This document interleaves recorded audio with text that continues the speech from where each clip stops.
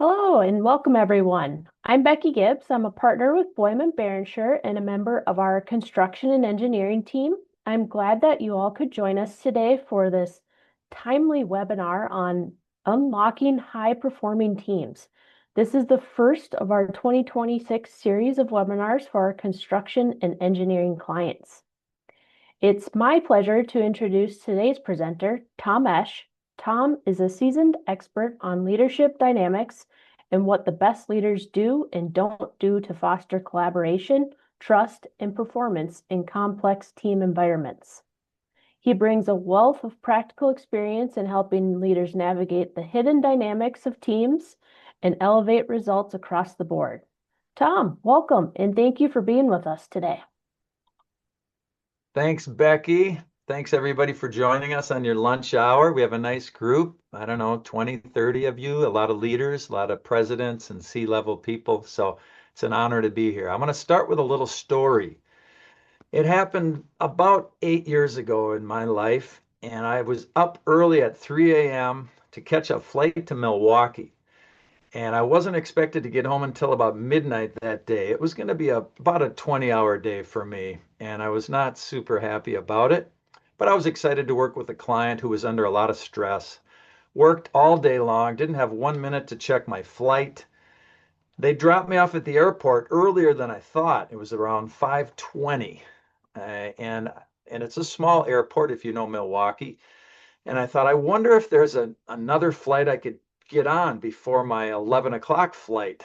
And I went to the United Airlines desk and found out there was a flight leaving at 5:32.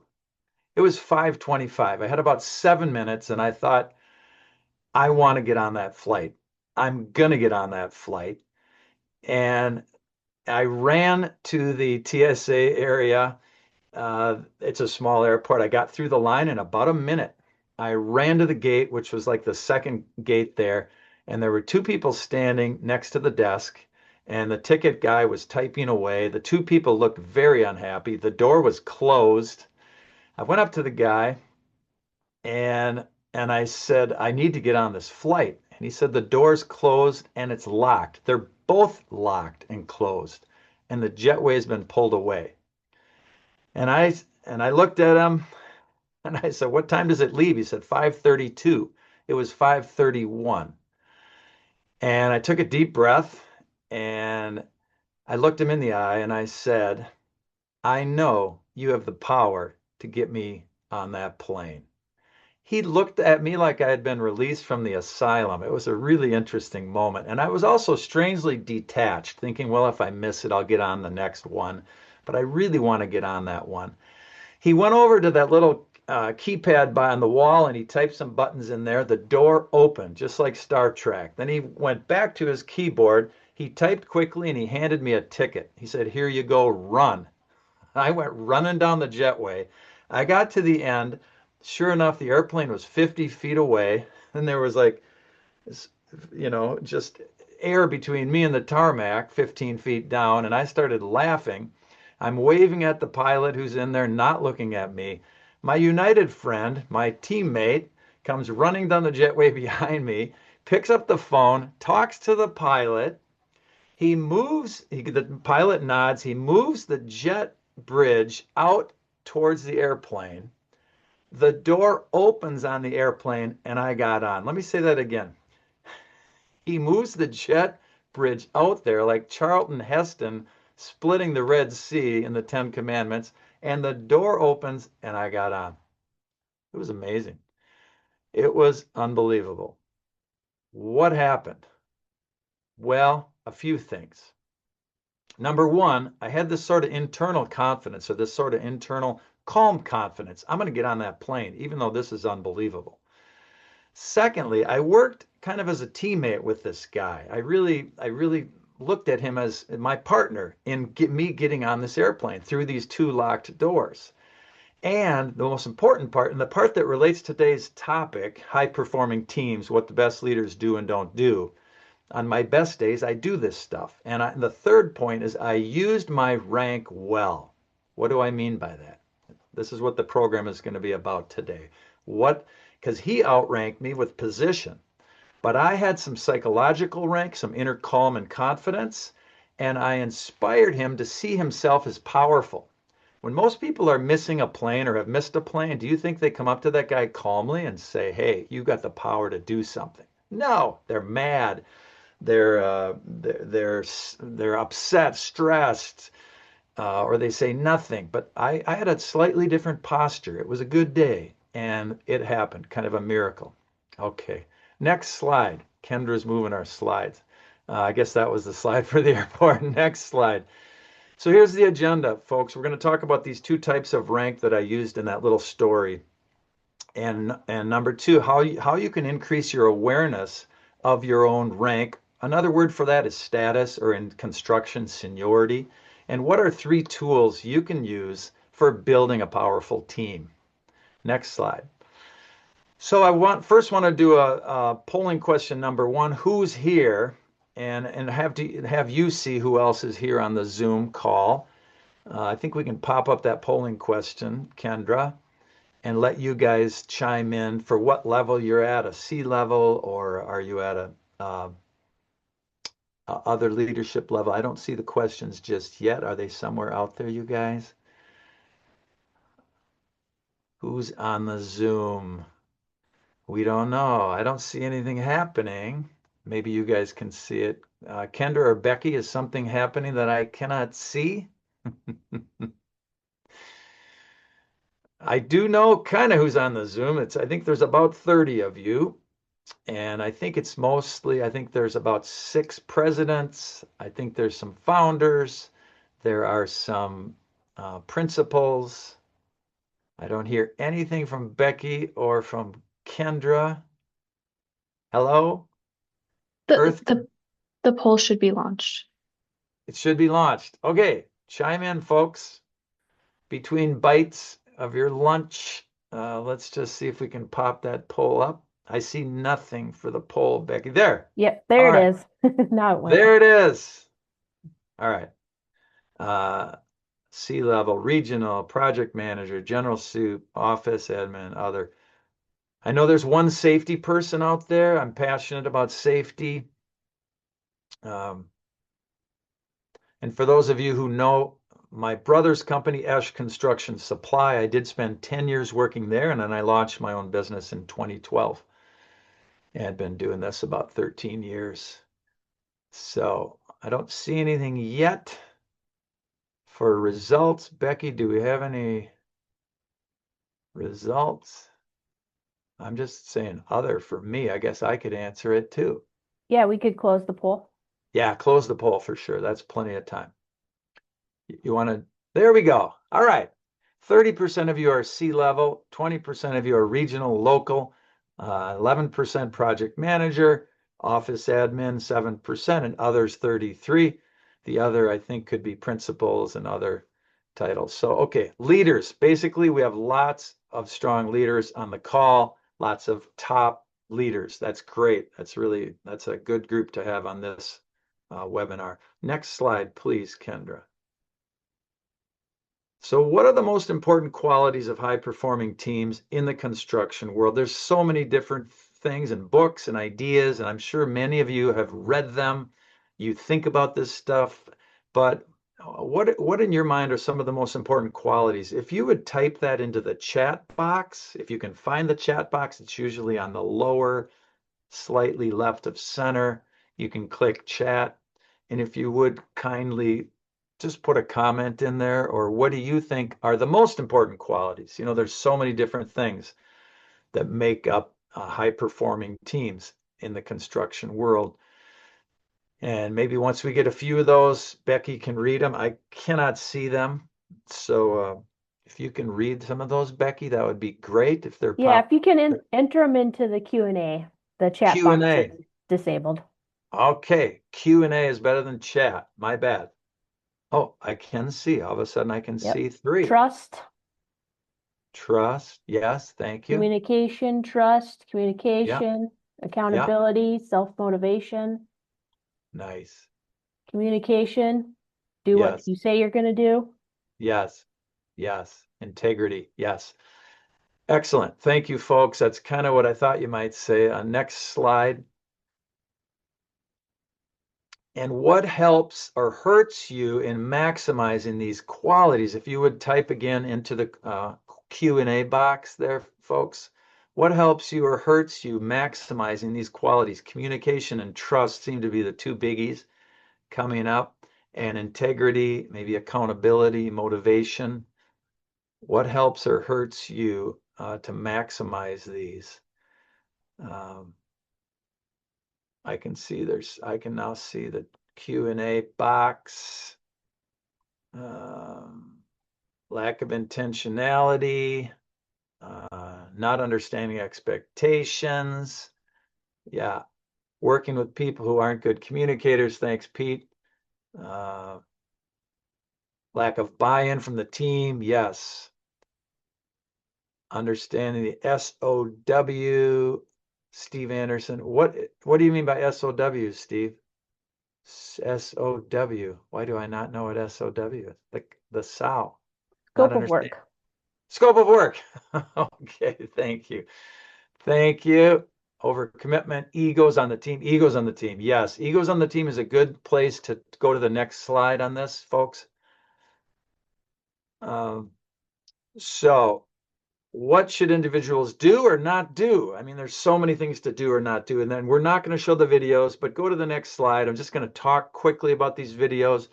The first one, and when we send out, there'll be one handout we're going to send out, and you will be able to access this webinar on the website of Boyman Berenschur. This is a don't do. If you remember Randy Moss, especially when he was young with the Vikings, there's a video called Randy Moss One Clap. If you want to laugh a little bit, and you want to see a superstar wide receiver talking in classic Randy Moss style to kind of a rap tune somebody put, this is the don't do. And Randy Moss says things like, I'm going to play what I want to play. I'm going to do what I want to do. I'm going to say what I want to say. Did I say anything stupid today? And then he just says all these things. Not what strong leaders do. It's an exaggerated case, right? And he was a young man, and I forgive Randy Moss for what looked like young bravado and arrogance, because he was young and doing the best he could. And you sometimes need that in professional sports, that kind of bravado. But he was over the top, if you remember this guy. And it's expensive when you communicate badly, not only to teamwork, but to the checkbook. So next slide.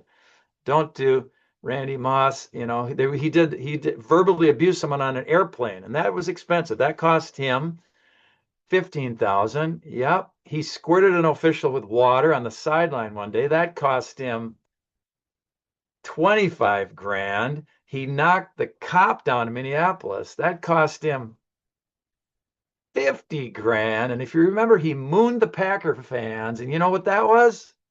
That was priceless. All right, picking on Randy Moss a little bit. Then the second video we're not going to show either is the Riley Leonard video after you won the Orange Bowl last year. I'm a little biased because I graduated from the University of Notre Dame in 1991. But this young quarterback had quite a year, and Notre Dame did very well, got to the final and lost, but they won the Orange Bowl. And the announcer, this young lady on the right, you can see it's the Orange Bowl. They're the oranges. She says to him, Riley, when your team needs something, you always get it done. How do you do it? He just won the game. He's the MVP. And he goes, I don't know about always. I'm the one who put ourselves in that bad position tonight. I threw 2 interceptions. He said, I shouldn't be on the microphone even. He said, I didn't do my part. These guys carried me through the entire game, which wasn't totally true, but he had a lot of support. He said, whenever I had a doubt, somebody came up saying they believed in me. And this is what great leaders do. We know this, right? They admit their mistakes. They rely on their team. They welcome the support from their team. He clearly is the leader of the team, but he took the support. He gave credit to a second string quarterback who came in. It's just a beautiful example of a very different kind of leadership. So, and we're not going to chat this time about the differences. It's pretty obvious, right? Two very different styles of leading. And it's partly how they're using their status, how they're using their power, and partly about how they communicate. Next slide. So, they say there's no I in team. No I in team. And I say, wait a minute, there is an I in team. Each individual needs to use their status, use their rank, whether it's positional rank, psychological rank, as powerfully as they can to create a great team. Next. So we're going to talk for a minute about rank, status, and seniority. And sometimes it's obvious and sometimes it's not. You might look at this picture and say, who has high rank here? It's a mix of genders, different races here. Oh, what's going on? Who has rank? Who has status in this crowd? Hard to tell. Next slide.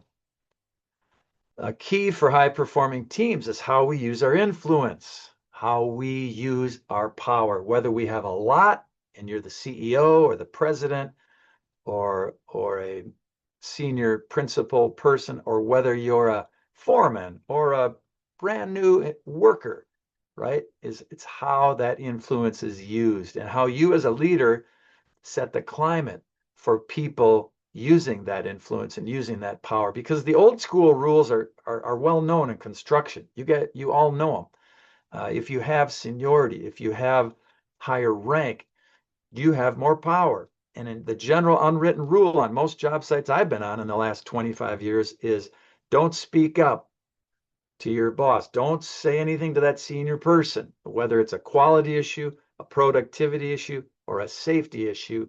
The general unwritten rule is don't say anything. And sometimes it is very costly. Next slide. So the two types I want to focus on, there's lots of different kinds of influence and rank, of course, economic, social.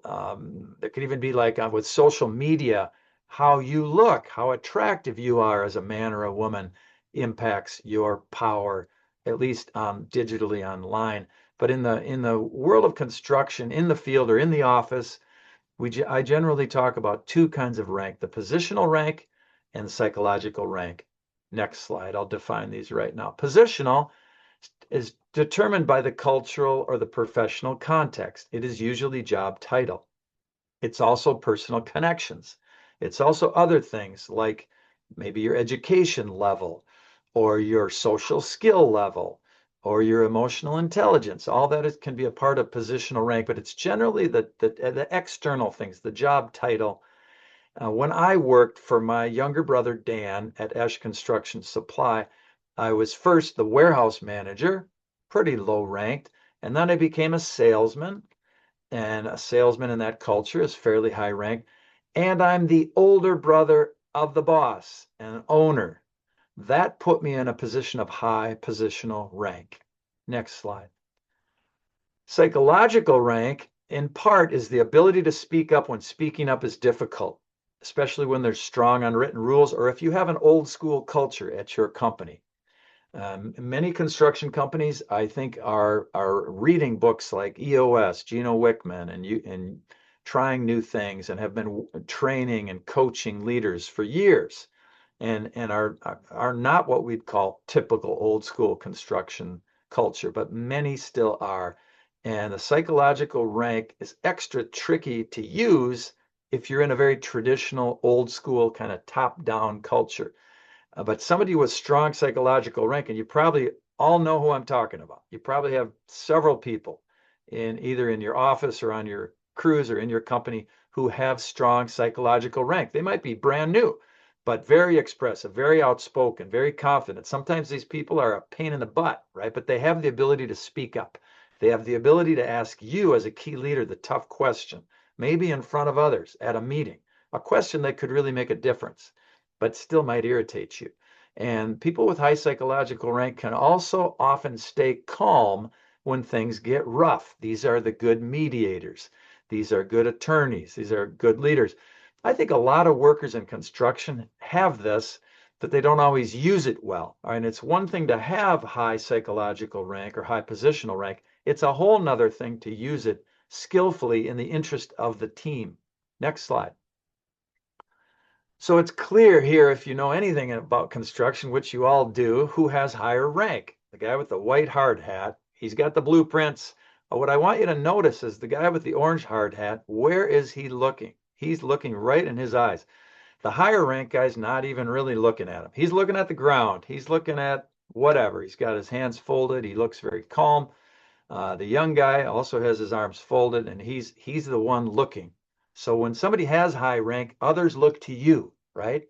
And if you are a president or you are a C level or a principal level person, people are watching you. They're looking to you in part because of your positional rank. Next slide. Psychological rank. And this is a poll here. Let's launch the poll again, Becky, and see what we can get. Who has higher rank? And we don't know, the woman or the man. She's got her hands on her hips. He's kind of got his hand in front of his face. He looks like he's about ready to lose it. Who do you think has higher rank? And I guess I get to do the poll too. So who do you think has got the higher? Now we could talk, we're talking psychological here, but we could talk positional too, but we don't know. We don't really know. But psychologically, who looks calmer, who looks like they're have the upper hand on the relational psychological level here? Any results yet there, Becky? Okay, the woman gets 62%. Not sure gets 38. Yes. Oh, I'd love to talk to the not sure people. I know we're not really engaging. It's killing me that I can't see you folks or talk with you because I'm so used to in person, but we'll do the best we can. It's okay. Um, you may not be sure. Here's what I want you to look at. Watch where her hands are. They're on her hips. So she's doing a couple of things. The hips are traditionally a place of power. Either you're trying to look more powerful or you're trying to access some power energy. When athletes, my kid, when he was young and playing soccer, he would put his hands on his back. Here, you can't see me, but he'd put his palms of his hands on his adrenal glands. He's almost doing like energy work on his own body to give himself more energy. But in a way, she's making herself bigger. Like birds will make themselves bigger, cats will turn and arch. She's making herself bigger, and she looks kind of calm and a little irritated, but he looks completely flummoxed and flustered and out of emotional control. He is going to lose this fight, I predict. And I'm not afraid he's going to assault her because she is like, are you done yet, buddy? Are you finished yet? Because I'm going to tell you how it is.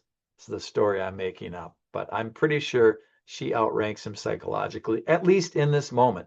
And rank can change from moment to moment. You have to be very keen to watch it, especially psychological rank can change more so than positional. Maybe not from moment to moment, but from month to month or year to year, or depending on the context in which you find yourself. Next slide, please.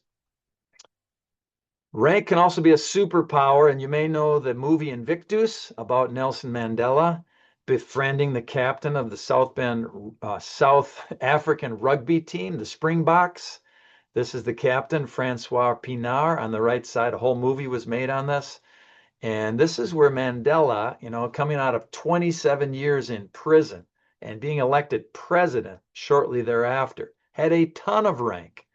Positional rank, psychological rank. I would add spiritual rank as a person who endured great suffering and torture, overcame that to become a very powerful leader.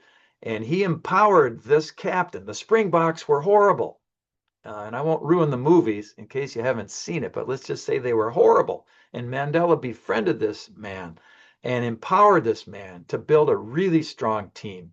And an amazing result happened. It was a great use of rank. Rank can definitely be a superpower. Next slide. But it can also be dangerous. Rank can be like a drug. It can make us numb to feelings, our own feelings and the feelings of others. And you may not be big into feelings, and you may think the emotional intelligence movement is overblown, but it is the world in which we live. And it is a very important world, whether it comes to sales or whether it comes to building great teams or building great buildings. And having a lot of rank can be a little like a drug. It can make us also not aware of our impact on others. And it can be deadly at times. I have numerous stories of people who did not speak up to the general superintendent, who took a safety shortcut or who did something on his own that was not safe and in which a death or a serious injury resulted. And everyone was afraid to speak up. So rank has to be used carefully. And one of the things I've learned, and partly in my background as a minister, where I was highly ranked, was not aware of the advantages that rank gave me. It's easy to be a little unconscious. So I have a lot of empathy for leaders who are not fully aware of the power that they have. Next slide. Mindell is one of my teachers. Dr. Arnold Mindell, rest his soul, passed away a year ago. Once said, the more rank a person has, the less aware of it they tend to be. And I think this is true. And only the best leaders out there are really aware of their rank most of the time or all of the time. Those are the great leaders. I think those are the Bill Georges. If you know the Medtronic, former Medtronic CEO, was a guy who led with humility, led with courage, and was very aware of other people and treated people really kindly and carefully and powerfully, knew when to hold people accountable. Next slide. So the misuse of rank is one of the greatest team killers and safety hazards. Is it? It's a question. I think it is. So there's another poll. Let's fire up the poll about, do your people how are your leaders using their influence? They tend to underuse their rank, or do they tend to overuse their rank? Or would you say they use their rank skillfully most of the time, that they're balanced, that they hold people accountable, that they don't overlook the tough conversations. They're having the crucial conversations. I'm very curious how you guys answer this one, because in a way, it's the crux of the whole workshop here. How are your people using the rank, the positional and psychological rank that they have? Sometimes leaders have very high positional rank, but they have low psychological rank. Maybe they're afraid of conflict. They're afraid to have the tough conversation. And that's going to have an impact on the team, a huge impact on the team, if the key leaders aren't dealing with differences in conflict. Okay, kind of what I thought it might be. About 38% say our leaders tend to underuse their rank, right? They're maybe not holding that person accountable who keeps coming late. They're not holding the maverick leader in the field who's taking shortcuts accountable. Our leaders tend to overuse their rank. They're too strong. Maybe they're a little old school. Maybe they bark. Sounds like 14%. And then 48%, about half, are saying our leaders tend to use their rank skillfully most of the time. Happy to hear it. I'm not surprised to hear it. I'm guessing we got some really good cultures in the room today. Thank you for that. Thanks for closing that poll. Next slide. So I want to tell a little story about my own rank. I mentioned that I work for my brother, Dan Esch's company, and Esch Construction Supply. Many of you, I'm certain, buy some diamond blades and saws from them. And I worked for them starting in the year 2001 for 10 years. And at some point, the mechanic that we had was being interrupted far too much. And the warehouse was large. We had tons of parts for grinders, for saws, for grinding machines, for polishing machines, all kinds of different equipment.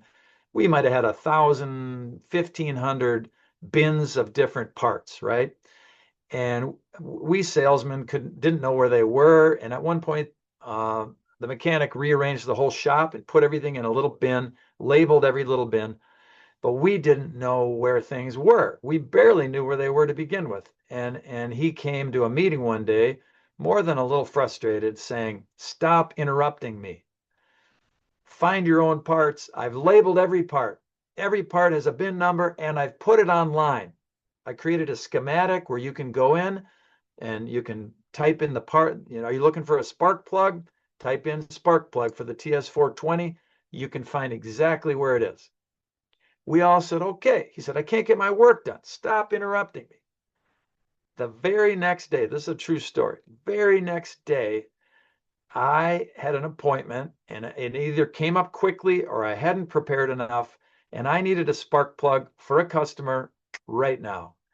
So I felt I did not have time to go to his schematics. So I went to him and I didn't say, "Oh, I'm sorry. I know you made this request yesterday." I was unconscious of my rank, my very high rank. And I don't know what you'd say about the general position of mechanic at a small supply company or a small construction company, generally not high ranked positionally, right? I think you'd know that. So I definitely outranked this guy, and I definitely went to him pretty unconscious. I said, "Hey, I need a spark plug." He said, "Go to the schematics." I said, I don't have time. I just need a spark plug. He said, go to the schematics, look it up, find your own dang spark plug. He did not say dang. And I said, I need one. And I always ask people I'm training and talking with, who do you think won that argument? The older brother of the boss, salesman, or the mechanic? Some people actually say mechanic. Quite a few people say mechanic, and quite a few people are wrong. He did not win that argument. And if you understand rank, that would not be a hard question because I outranked the guy. Now, physically, he outranked me. He was a big, strong guy, but I outranked him positionally, and that was enough, where he eventually got me the spark plug. But he was super unhappy. In fact, when I came back about 6 hours later, he was still angry and said, you don't care about the schematics. You don't care. You want to keep interrupting me. And I said, no, I care. It's a good idea. I was just too busy. And then later that night, I've talked with a friend and they held me accountable. And they said, why did you pull rank on that guy? I said, because I had to deliver the spark plug and I had a customer who needed it. And they said, bull crap. You pulled rank on him and that is not good. How do you know that didn't impact his capacity to work well for those 6 hours? If he was still mad 6 hours later, how do you know that also didn't impact his own productivity? Or maybe it will impact how long he stays with the company or his value to the company. They read me the riot act and they were right. And they said, you owe that guy an apology. By the way, this guy was a Packers fan. And I went and apologized to him. And I said, I'm sorry. That was wrong to not respect your request. It won't happen again. And I will go to the schematics and I'll use the schematics and do my best to not interrupt you again. And he smiled so big, you would have thought the dang Packers won another Super Bowl. So that is what happened to me. And that is how I misused my rank with this positionally lower ranked employee. And then years later, I told my friend when I was still defending myself that night when I was trying to justify what I did as a good thing. My friend said, isn't his position really valuable? I said, mine is more valuable because I'm a salesman. I'm generating revenue. And then a couple of years later, my brother once said to me, his mechanic was his most important salesman because people would come in to get their saws fixed and this guy wouldn't blow smoke at him at all. He's just fixing saws, but they loved the guy and they'd get the saw fixed and then they'd buy blades. And he said that guy was as valuable or more valuable than his other salespeople. So I thought that was pretty interesting. Next slide. Who has the high status or the high rank here? We got some different genders, some different races, some with safety vests, some without.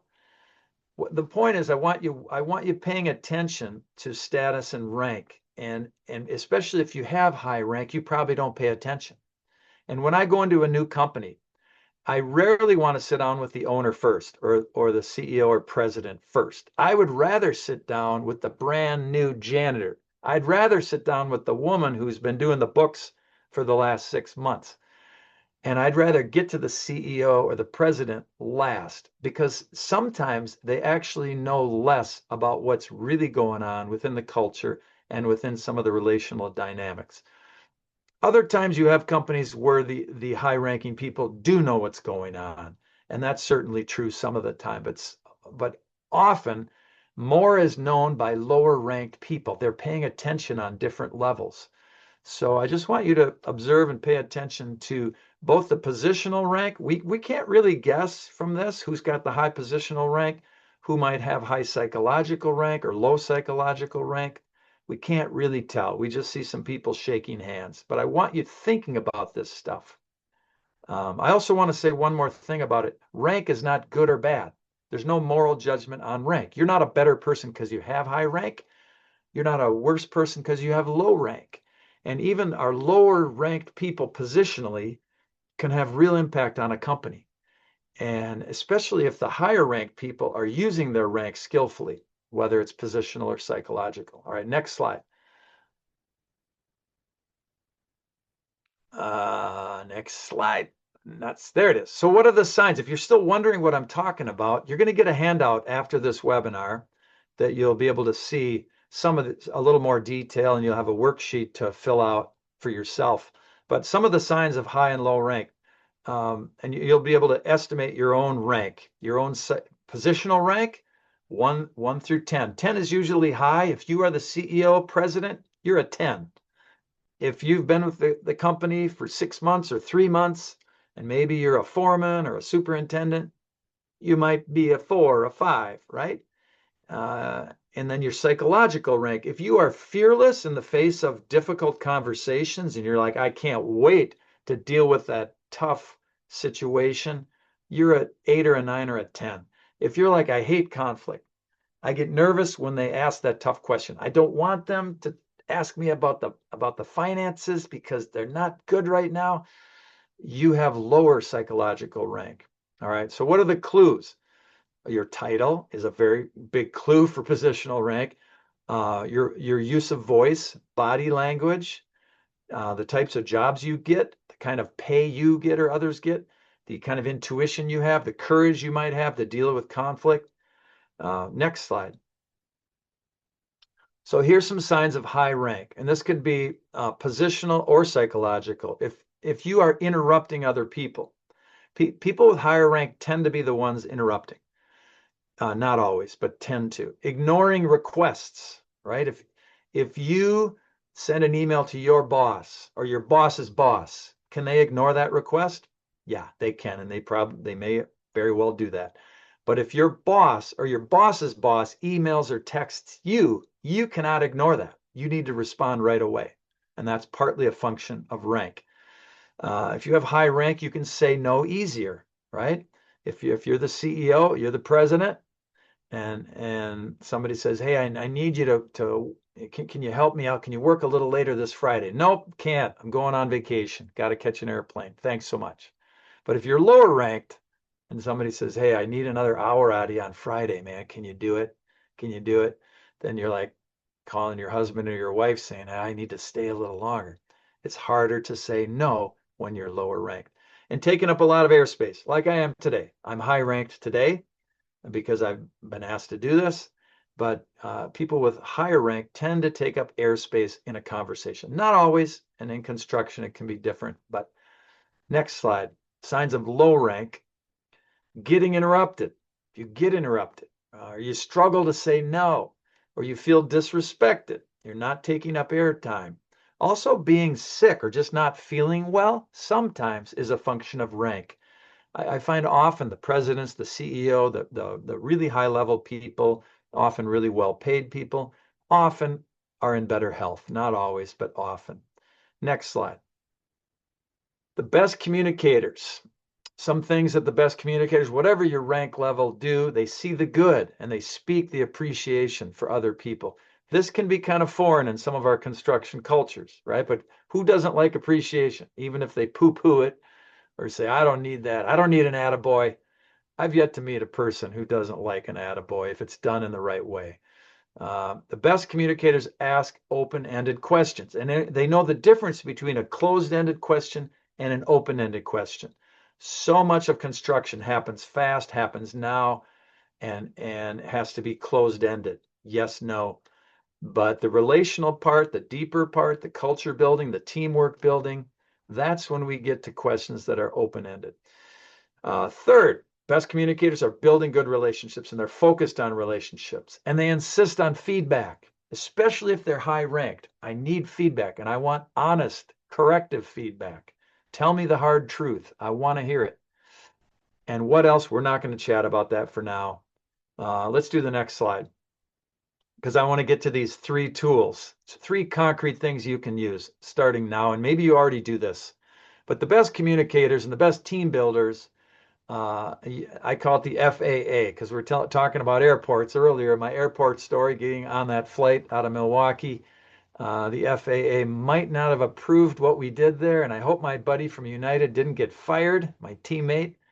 But there's 3 tools that I want to quickly talk about. Number 1 is flex culture. And this is something the Navy SEALs do. They know when to be old school and when to be new school and when to flex. The second is AAA feedback, and we're going to go into detail on what that is and how you get it.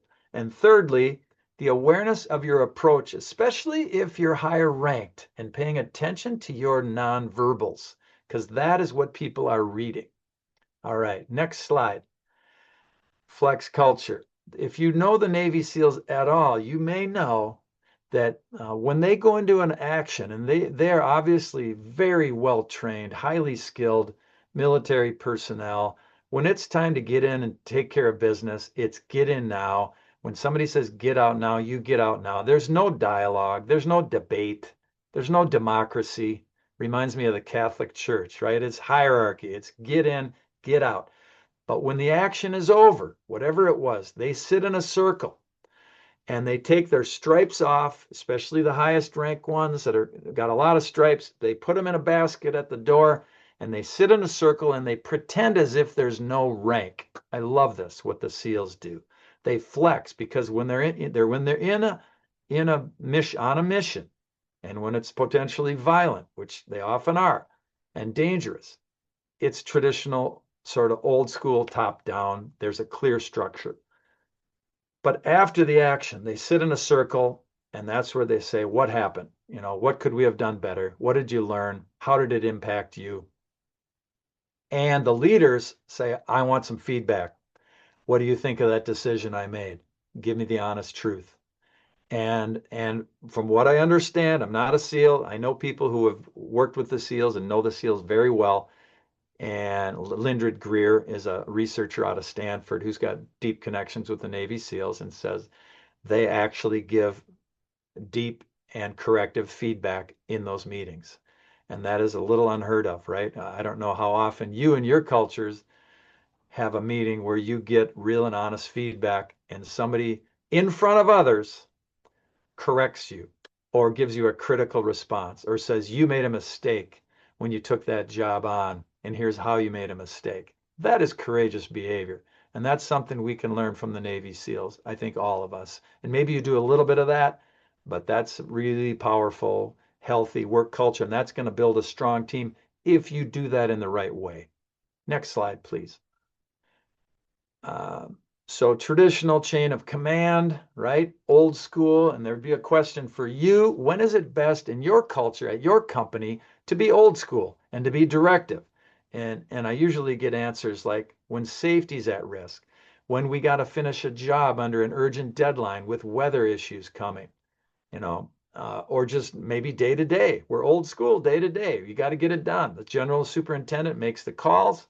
The project manager informs the superintendent, and the workers carry out the work. Traditional chain of command. When is it better to have a more flat or collaborative?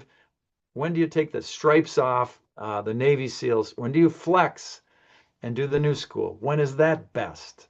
Maybe it's during the debrief. Maybe it's during a pre-con meeting. Maybe it's during the annual retreat for your team leaders. Maybe it's during the annual safety meeting when you have a breakout groups and you say, let's take the stripes off, folks. Let's have some honest feedback. Now, of course, you can't just say that. You have to build a culture where the trust is strong enough to do that. And I know several of you mentioned the word trust earlier when we talked about building great teams. All right, next slide, please. Feedback, AAA feedback. I got this from the Netflix book. You probably have heard of Netflix, and there's a book written by the CEO called The No Rules Rules. And it's a pretty interesting book. Some of you might enjoy reading it. I don't think it perfectly applies to construction for lots of reasons, but there's some gems in the book. And one of them is AAA feedback. What is it? A, aim to assist. Make it actionable and accept or reject. Those are the 3 A's. If you're going to give some corrective feedback or you're going to offer something or somebody's going to offer it to you, they should aim to assist, right? If they're mad at you or you're mad at them, it can be hard to want to help them and assist them, right? So that the first thing is, because in the world of Netflix, as I've read the book and understand it, Reed Hastings, the CEO, models this, and he asks regularly for public feedback. If he's speaking to 400 people at a meeting, in the middle of his talk, he will say, hey, what did you think of that idea? Or what did you think of that story I just told you? Or give me some feedback about that. And he wants the truth. He doesn't want them to sugarcoat it. And that's a pretty interesting guy with a pretty strong sense of himself and a strong ego. Now he's got high rank, makes it easier to take. But the first thing is aim to assist. The second is make it actionable. So if I'm going to say, hey, you need to cut that pipe differently. I'm noticing you pulled the blade guard past the stop when you're cutting that ductile iron pipe. That's not safe. You've got to get that guard fixed, and you need to never pull that past the stop. That's an actionable piece of feedback right there, right? And then third, and this is for the person receiving it, the first two are for the person giving the feedback. The third is the person receiving the feedback can accept it or reject it, right? The guy could possibly say, well, in this case, I needed to pull it past the stop. I can't imagine doing that. I'm not recommending that ever. But could somebody say, well, no, you're wrong. I've actually studied it. It's safer to do it this way. Now that takes some gonads and some courage and some maybe some rank to be able to reject the feedback, right? If you're lower ranked, it's harder to reject the feedback. But that's the AAA feedback from Netflix. I think it's pretty solid. Aim to assist, make it actionable, accept it or reject it when you're receiving. Next slide, please. The third one is the awareness of your approach. And this is a tricky one. Many of us don't know how we sound. We don't know how we look. Even me as a speaker, even though I've given thousands of speeches and talks, and I have been videotaped and filmed, but until I was videotaped, I didn't know. I didn't know that I sometimes still use ums, that I sometimes still don't use my body language as powerfully as I could. And so the awareness of how you communicate, how you approach people. And in this photo, who knows what's going on? We don't know. The one guy's got some blueprints, it looks like, in his hand, and a safety vest. The other guy, maybe he's coming from the office, maybe it's a project manager, maybe this is the general superintendent who's not happy with the project manager, and the blueprints are not lining up with the job. And the one guy coming from the office maybe is pointing at the other guy. Pointing is almost never a great idea as a gesture. I rarely recommend pointing. But it's the point is, do you know how you are coming across, especially non-verbally? Because that's the bulk of communication. Next slide. Nonverbals, that is where it's at. You may or may not know this, and we almost should have done a poll on this one, Becky, but body posture and tone of voice. Do you know? Why don't we do this? We have another 10 minutes. Put in the Q&A box, folks. Just take a guess. What percent, and I know Pete's going to know. Pete, just wait. Don't do it because I know Pete Makalek knows this stuff. What percent of communication do you think is body language plus tone of voice? The third part would be actual words, what you say. So what percent, say 100% of a communication, what percent is body posture plus tone of voice? Take a guess. 20%, 40%, 80%, 90. What do you think the nonverbals constitute? Can we pop that up, Becky, or see that in the Q&A? Let's see. Yep, Just lots take of some. 90, 70, 80, All 40, right. These folks 75, have been 70. reading books. They've been reading books. Yes, yes, I see the names there. 75, 90. Yeah, you've been reading the books, folks. Somebody says 40. That's a little low. 70 is even a little low. According to a lot of research, next slide, it's 93%. And that comes from some data back in the 60s that's still pretty solid, and many of the studies are around that. The actual words are only 70%. And it's the body posture, they say, is 55%, your body language. The tone of voice could be about 37%. Who knows really, but we do know the actual words don't mean much.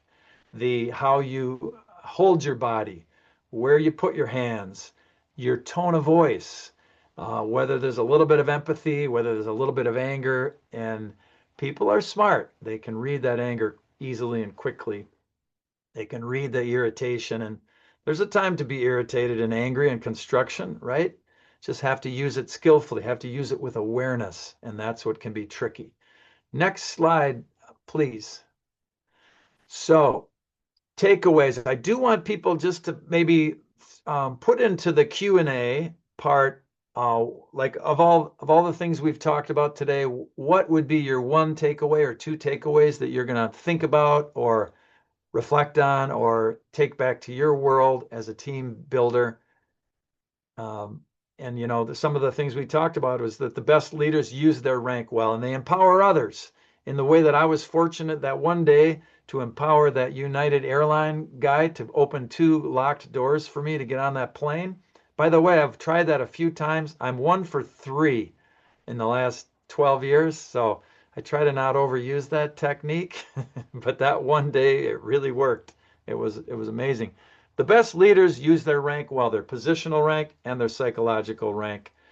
And that using your rank skillfully, consistently is challenging, especially if you're high ranked. It's also challenging if you're low ranked, because sometimes low ranked people are like, I'm new, or I hate conflict, or I can't do that.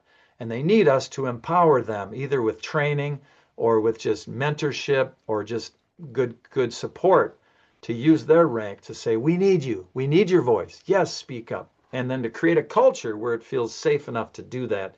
Because a lot of this really comes down to psychological safety, folks, which directly relates to physical safety, we know now. And then the three tools, the flex culture, the SEALs, the AAA feedback, and the awareness of approach. So I'm just going to look quickly here. Thanks, people, for logging in. Psychological rank, somebody anonymous. Flex culture from James. Pete, pay more attention to my nonverbals. Work on making them more consistently constructive and productive. Excellent. Pete, Randy, awareness of rank and importance of communication and self-awareness. Bob, psychological rank, insisting on feedback. Yes, Ben, insist on it. And that's not easy to do. And if there isn't enough trust, you can insist all day long, but you'll still get the fluff. And you almost have to do that in if that isn't customary in your culture, you have to start small and maybe start one-on-one. And the AAA feedback, a bit of a twist on what I currently do, and then flex culture. David, thank you everybody for logging in. Next slide. This is just an invitation to be in touch. If you like what I'm talking about, if you want more information like this, if you'd like to talk with me about possibly doing a training, Boyum and Berenshire said I could go ahead and put this invitation out. You can use that QR code or just look up my company, www.eschconsulting.com. And I send out an article about once a month. And I really appreciate Boyum, Randy, Becky, Kendra, Patty, and the rest engaging me, asking me to do this. Are there any questions, folks? We do have a few minutes left here. Any anybody want to ask a question or make a comment right at the end here? I appreciate everybody. I appreciate those who logged in, those who did the polls. Yep. No questions popped up. Thank No you, Tom, for questions yet. spending your lunch hour with us. It was great to hear from you and a lot of takeaways for all of us as we become more aware of our leadership styles. And Thank you, thank Becky. you everyone for attending today. It was great to have you join us. We did record this webinar and we will be posting it on our website in a few days. And there are some various takeaways that we will be emailing out to you at the end also.